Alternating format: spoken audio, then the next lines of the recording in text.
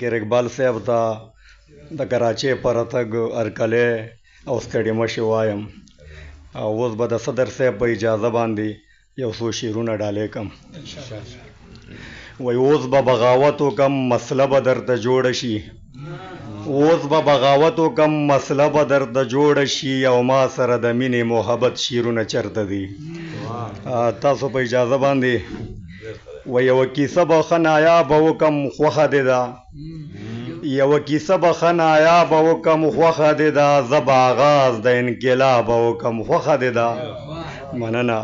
لږ به ټوپک د توجه ورکم حالات سم نه دي، لږ به ټوپک د توجه ورکم حالات سم نه دي، لږ بایکاټ به د رباب وکم خوښه دې ده.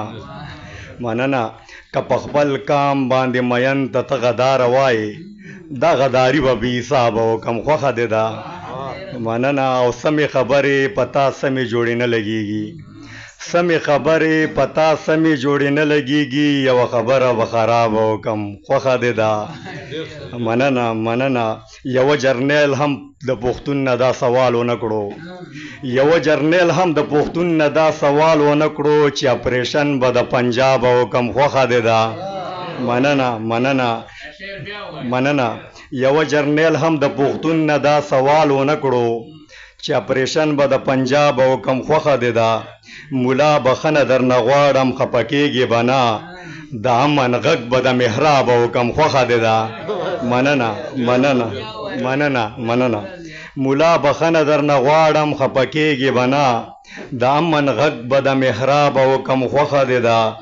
او نظیر په دروند نظر درو کتو خو پوهه نه شوې، نظیر په دروند نظر درو کتو خو پوهه نه شوې، لږ سپکاوی به د جناب وکم خوښه دې ده. ډېرې بخندې سره د یو نظم یم.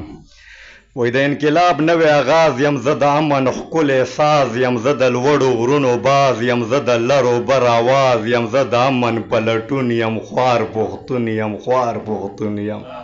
مننه. مننه. د جانان کیسو کې نه یم، د باران کیسو کې نه یم، د خپل ځان کیسو کې نه یم، زه تاوان کیسو کې نه یم، زه د خوارو لس غمخوار یم، صیبه مرګ ته هم تیار یم. مننه.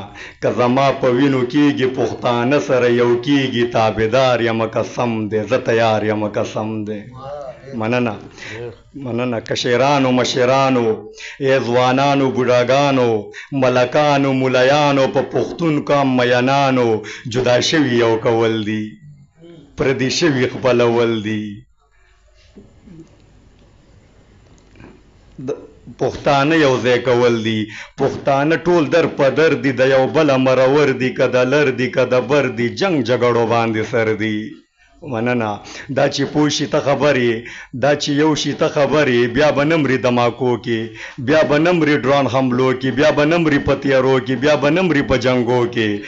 بس پښتون دی الله یو کی، بس پښتون دی الله پوی کی. او دا په دوه ځایه تقسیم دي، دا په دوه ځایه مقیم دي، تاریخونه یې ګواه دي، کتابونه یې ګواه دي، د غیرت نه ولا ډک دي، تیر وختونه یې ګواه دي، د نظیر انقلابي ځوان ټول شعرونه یې ګواه دي، ټول شعرونه یې ګواه دي. ډېره مننه. ډېره مننه. مننه.